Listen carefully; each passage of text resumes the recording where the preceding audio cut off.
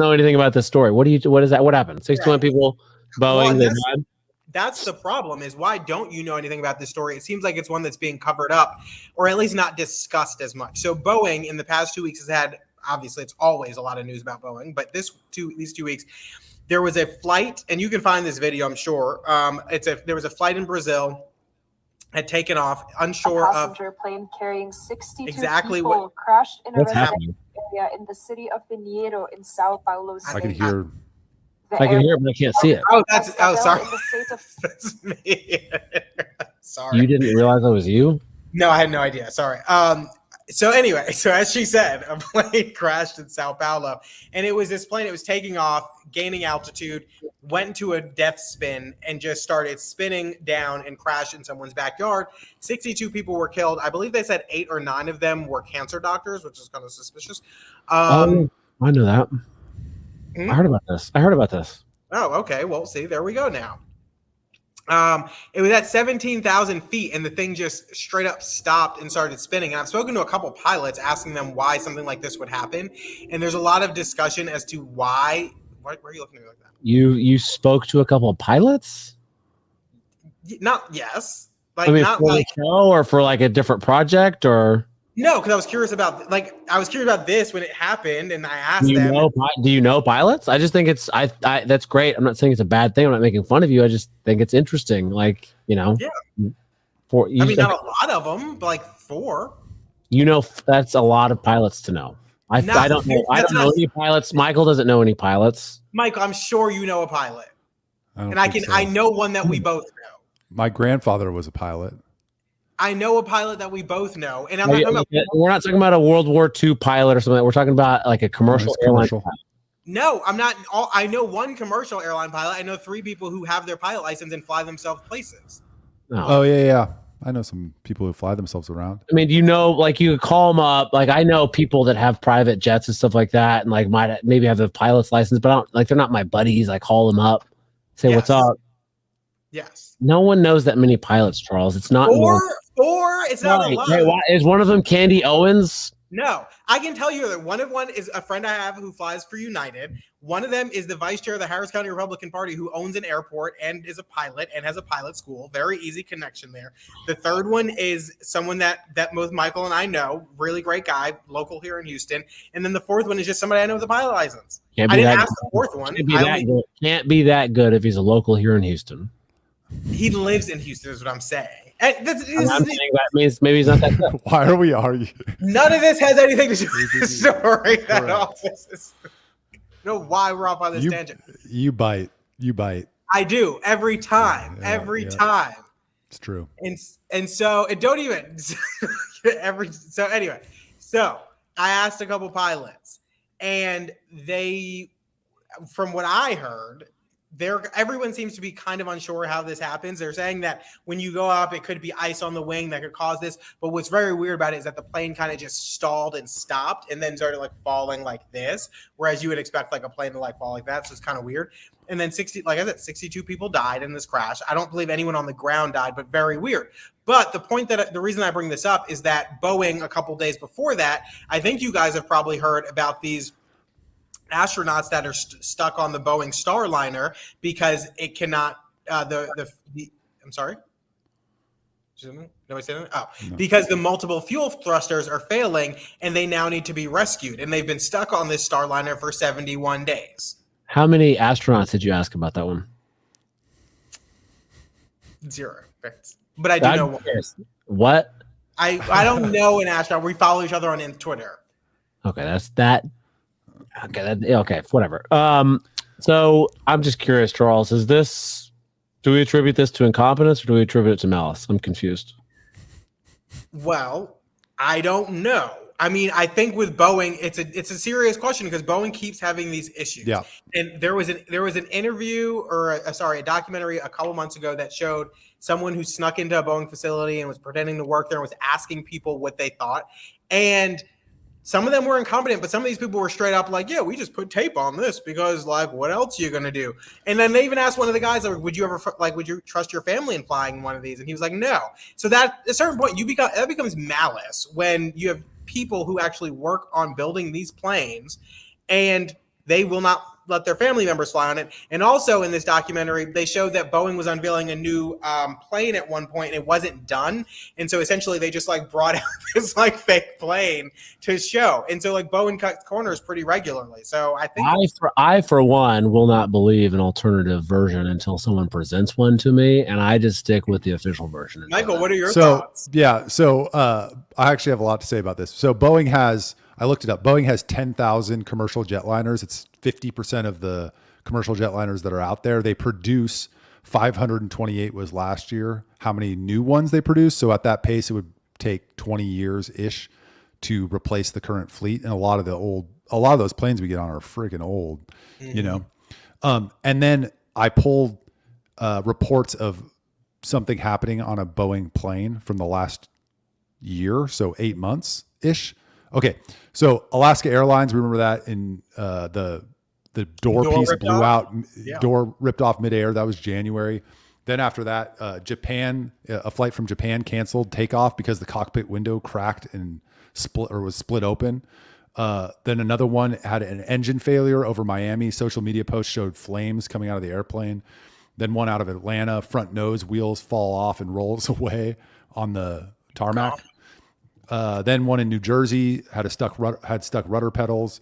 A flight from San Francisco to Japan rerouted to LA because its wheels fell off. Sydney, Australia, mid-flight technical issues resulted in the craft dropping mid-flight, injuring 50 people on board.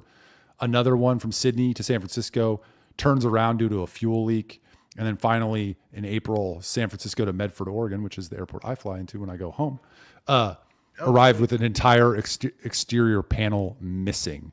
So that's like, I don't know, 10 or 11 out of 10,000. I don't know if they were the same plane or whatever, but.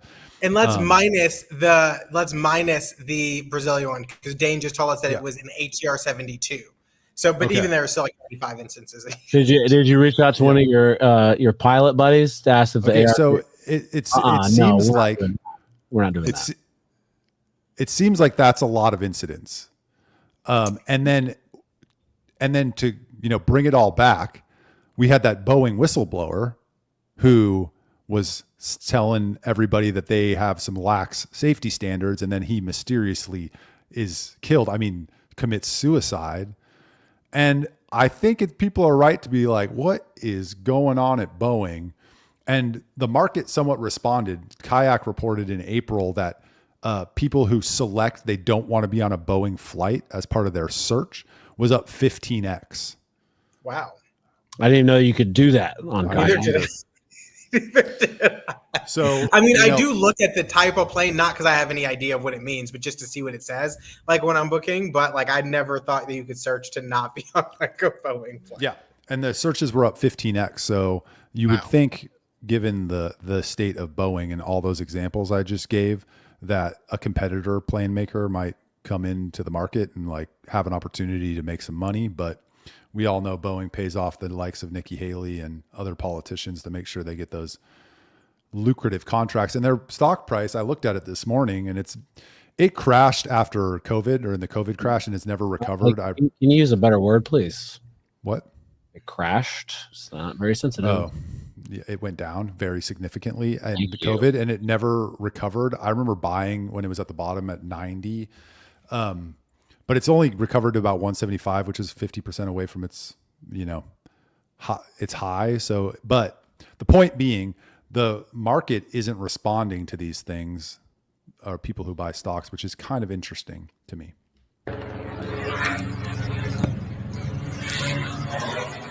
Oh my God. Imagine being in there. What's he saying, Charles? He's in Boeing. That's what he's They're Boeing. Oh. There's another video of someone who's in that backyard and they're recording like the rocket. It's horrific. But I mean, imagine being in that and like you're just dropping. So like you feel in your stomach as you spin. Like, what do you do? What do you do? Nothing. That's You're just screaming or being silent. You put your face mask on first before helping others. Ask for another Bischoff cookie, like to get you through the ride. Like, I don't know. It's ridiculous. Do you think they have those in Brazil? I think it's like plantain chips. I don't know what they have. I'm just curious. I mean, Dane's right. I mean, I'd be praying. That's it. That's the only thing you can do at that point. I mean, you try to time it. You jump when the plane hits the ground. Oh, is that how it's like an elevator, huh? Yeah, exactly like an elevator. That wouldn't work. Anyway, it's interesting. Don't do anything, Michael. How about that? Trying to offer real solutions here. I just don't see how it's not a bigger deal. I mean, we've talked about it as a society a bit, like here and there, but it's like you would think that would be more alarming that there are that many instances. Well, we got, we just had a coup and a president almost got assassinated. So there's been a lot of stuff going on. Why did Biden drop out? Why? Well, if the CIA hadn't done both those things, why we wouldn't be talking about them? Charles. Okay, quick question before we transition. What is the worst flight story that you guys have? I don't have that many really bad ones, but I was flying from Italy to Turkey, and I was sitting next to a dad and his daughter who I think were from Turkey. Did they keep gobbling? Is that why you thought that? What? Were they gobbling? Is that why you thought they were from Turkey? Keep it going. No. Tell us the story. Because we were flying to Istanbul. I don't know. Is there turkey? It's turkey. Turkey's gobble, gobble, gobble, gobble. God. That one didn't land. Right away. So the dad gets up, goes to the bathroom, and the plane just starts. Like, I've been on shaky planes before. This one was, and she starts just screaming. And I'm, somewhat freaked out. I don't really get bothered by turbulence, but it was pretty bad. And she is screaming. So I held her hand and it stopped. And it was stressful. We'll just say that. Oh, that's nice of you. Look at you. I'd be like, shut up. Like, we're all going to die. Brad? I was like, worst. I mean, I can't think of anything where there was like bad turbulence or I thought the plane was going to like crash. It doesn't have to do with like the plane itself, just your worst. I know. I'm getting there, Charles. Calm down. God, I'm just prefacing. I don't think that anything like that's happened. I know I've flown my fair share, and I just don't remember something like that. That people did have sex right next to me while I was on a plane once. Really? It was interesting. It was on an international flight on the way back from Japan, and these two people were fucking right next to me. Were they Japanese? Were they Japanese? Was she wearing Japanties? I don't know. That was a good one. That was good. That was better than they were not. They were not Japanese. I mean, I as far as I know, they were Americans. But what do you expect? What other people would do that? Yeah. The English would do it. Not the Japanese.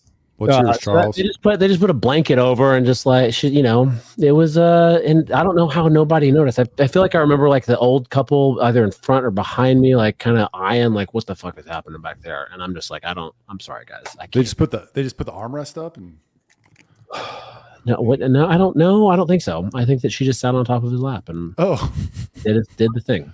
Okay. Well, you gotta go. Mine was I was flying back from a music festival, I think. Yeah. And there was two girls next to me, both clearly had a long couple days of partying. And this girl immediately next to me, I guess, got airsick. And so when we started taking off, she's like, she puts her head down and you can see she's like moving and just trying to get comfortable. So they take out the bag, which I didn't even know the bags really were there. I thought that was always like a joke. So her friend takes out the bag and gives it to her, and we're ascending. I mean, I don't even know that we're at like 5,000 feet yet. And the girl goes to throw up. And instead of like throwing up like this or in the bag, she throws up like this, like with her hand closed at her mouth. And so just she did it. Shot out. Oh no! It shot out and up, and so like the guy in front of me has headphones on. He doesn't know what's going on, and he's like feeling his hair, and he's like, "What is that?" And then he smells it, and he turns around and starts going off. It slaps me in the side of the face. I had to like take my sweater, so I get up to go get the stewardess. I'm like, and she's like, "Sit down, sit down." I'm like, "I can't sit down." Like, this girl just threw up. They're like, "Sit down. We're going up. Like, we'll bring you stuff." I go sit back down. They bring me a freaking not wet wipe, but the things they give you. That's what they bring me, and I'm like, huh? A hot towel? No, the COVID wipes. The COVID wipes wipes they give you. the sanitary wipes. That's what they Yeah. get. This is horrible. And so once we leveled off, I went in the bathroom, cleaned myself off. It was horrible. The only other time, it wasn't really a bad time, but have you guys ever flown into John Wayne Airport? John Wayne Airport. In Newport Beach? No. It's weird because right by Newport Beach, it's very expensive. They have, I guess they pushed for regulations that limit the sound of the airplanes taking off and landing at this small airport. So when they land and when they take off, they go straight up so that because if a certain amount of sound decibels, if it hits that neighborhood, they're charged. Each airline is charged. So they go like straight up. So if they're landing, they come straight down as well. And sometimes they miss the runway and then they have to take back off and go over and come back around. It's just really terrifying. And so that happened a couple times. But. So going back to the plane crash in Brazil, the scientists, the cancer researchers, that the reason why that's part of the news story, I think, in all the online chatter, is because those researchers maybe had some, interesting findings about how to treat cancer, perhaps cure it. One report saying that the guy figured out how like a 90% remission rate. Right, it's pretty high. Yeah. And what could be causing a surge in cancer nowadays? I wonder. Michael? Can't be the vaccines. Can't be. They are safe. They are 100% safe and effective. If you get them, you will not transmit the disease, and you will not be hospitalized. No one said that. You're welcome. No one said You're welcome, you too. Michael. All right. All right. I just wanted to make that clear. That's why those cancer researchers. That's what people are saying. Well, that's good information to have. I hope the cure wasn't on the plane with them. The cure was in their minds. They are the cure. They didn't write it down anywhere. We should do an episode on that. If you guys have gone down that rabbit hole of people who have had found cures to cancer and have disappeared, that's always a fun rabbit hole. We can do that. I'd be down.